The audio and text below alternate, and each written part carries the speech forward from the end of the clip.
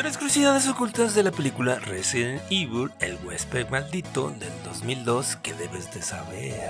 Número 3. ¿Sabías que la actriz Michelle Rodríguez le había informado a su agente que si alguien o alguna vez se escribía un guión sobre una película de Resident Evil, ella obviamente quería ser parte de este proyecto? Así que obviamente su agente, cuando se enteró que el director Paul W. Anderson iba a dirigir esta película, inmediatamente se puso en contacto con él. Esto era porque Michelle Rodríguez era gran fan del videojuego. Y hablando de eso, ¿sabías que los presidentes de Capcom Japón y Capcom América tienen cameos como zombies en esta película?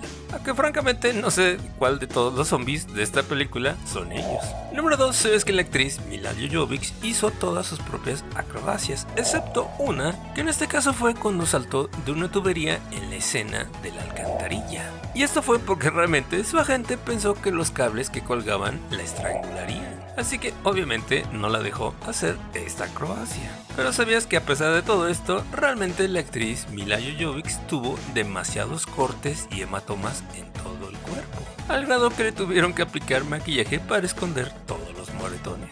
Dado que los cortes sí se los dejaron, así que muchos de los cortes que ves en la película que trae ella realmente son reales. Pero realmente no fue la única golpeada en esta película. ¿Sabías que durante el rodaje de algunas escenas, precisamente en la alcantarilla, en este caso la actriz Milla Jovovich le dio un gancho derecho, en este caso al director Paul W.S. Anderson, dejándole el ojo morado?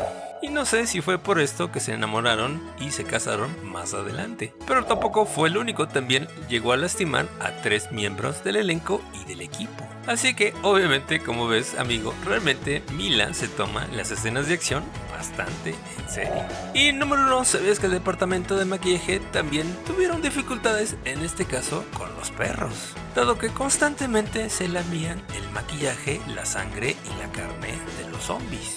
Así que como ves amigo, fue realmente difícil poder tener perros zombies en la película. Y hablando de eso, ¿sabías que se fabricaron en este caso 2 leakers? Uno precisamente era el más detallado y el otro en este caso era capaz de realizar diferentes movimientos.